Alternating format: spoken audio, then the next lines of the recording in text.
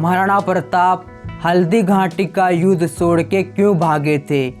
जो लोग महाराणा प्रताप से नफरत करते हैं उन लोगों का एक सवाल है, अगर महाराणा प्रताप इतने वीर पराक्रमी और देशभक्त थे तो वो हल्दी घाटी का युद्ध छोड़ के क्यों भागे थे? जो लोग महाराणा प्रताप से नफरत और उनकी वीरता पर सवाल खड़े करते हैं उन लोगों के लिए ये वीडियो उनके सवालों का उत्तर है। जब 18 जून 1576 ईस्वी में मेवाड़ के महाराणा प्रताप और अकबर के मध्य हल्दी घाटी का युद्ध हुआ। इस युद्ध में महाराणा प्रताप का सेनापति हाकिम खान सूरी और अकबर का सेनापति राजा मानसिंह था।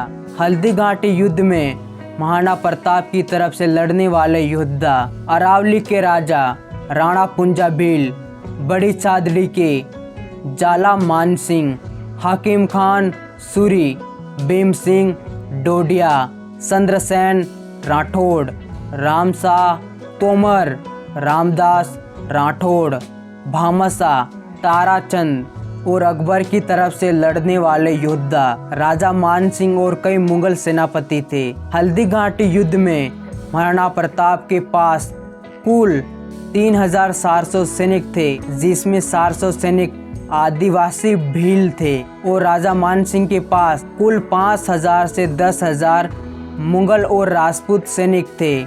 लेकिन मेवाड़ी परंपरा और कविताओं के अनुसार महाराणा प्रताप के पास कुल 20,000 सैनिक और राजा मानसिंह के पास 80,000 सैनिक थे।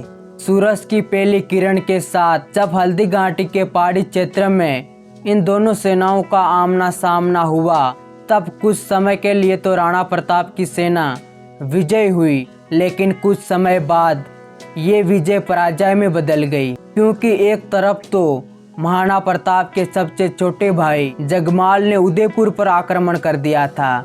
उदयपुर में चक्रपाणि मिश्र, अमर सिंह, फूल कंवर और उदयपुर की प्रजा जो जगमाल के साथ युद्ध कर रहे थे। जगमाल ने महाराणा प्रताप के सबसे बड़े दुश्मन अकबर से हाथ मिला लिया था और अपने भाई महाराणा प्रताप का दुश्मन बन गया था, जो अपनों को ही मारने आया था। और दूसरी तरफ महाराणा प्रताप के एक और भाई शक्ति सिंह ने हल्दी घाटी में महाराणा प्रताप पर दूसरी दिशा से आक्रमण कर दिया था।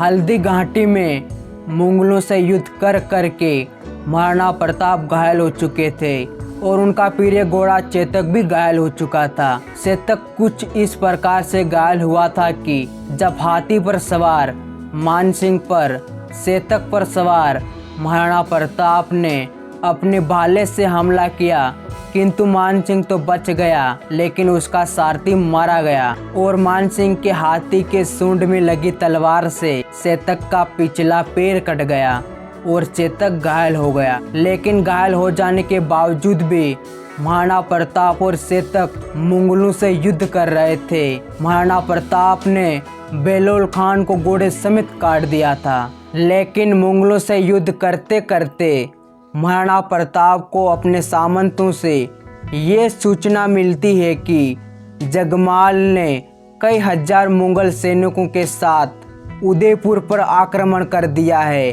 चक्रपाणि मिश्र, अमर सिंह, फूल कंवर और उदयपुर की प्रजा संकट में है, उन्हें बचाना जरूरी है। फिर महाराणा प्रताप के सामंतों ने महाराणा प्रताप से हल्दी घाटी युद्ध छोड़ने और उदयपुर की प्रजा को बचाने के लिए कहा और जाला मानसिंह ने महाराणा प्रताप से उनका राज मुकुट और कवच देने का आग्रह किया। महाराणा प्रताप ने अपने सामंतों की बात मानी और अपना राज मुकुट और कवच उतार कर जाला मानसिंह को दे दिए और हल्दी घाटी का युद्ध छोड़कर निकल गए अपने दुष्ट भाई से अपना उदयपुर और अपनी प्रजा की रक्षा के लिए। बाद में हल्दी घाटी में महाराणा प्रताप का स्थान जाला मानसिंह ने संभाला। मुगल सैनिकों ने जाला मानसिंह को ही महाराणा प्रताप समझ लिया और उन पर टूट पड़ी।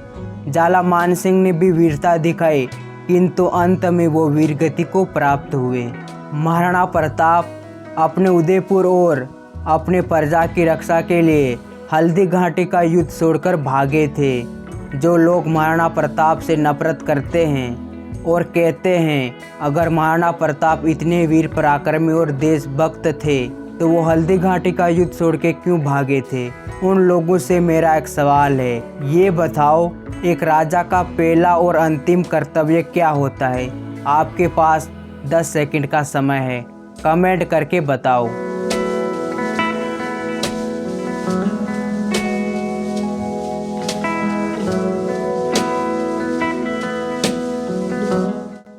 आपको पता है तो कमेंट कर देना, नहीं पता है तो मैं बताता हूँ। एक राजा का पहला और अंतिम कर्तव्य होता है अपने राज्य और अपनी प्रजा की रक्षा, और महाराणा प्रताप ने भी अपने राज्य और अपनी प्रजा की रक्षा के लिए हल्दी घाटी का युद्ध छोड़ा था। महाराणा प्रताप से नफरत करने वालों, अब मत कहना कि अगर महाराणा प्रताप इतने वीर पराक्रमी और देशभक्त थे तो वो हल्दी घाटी का युद्ध छोड़ के क्यों भागे थे? वो भागे नहीं थे, उन्हें भेजा गया था अपने राज्य और अपनी प्रजा की रक्षा के लिए। जय भारत, वंदे मातरम।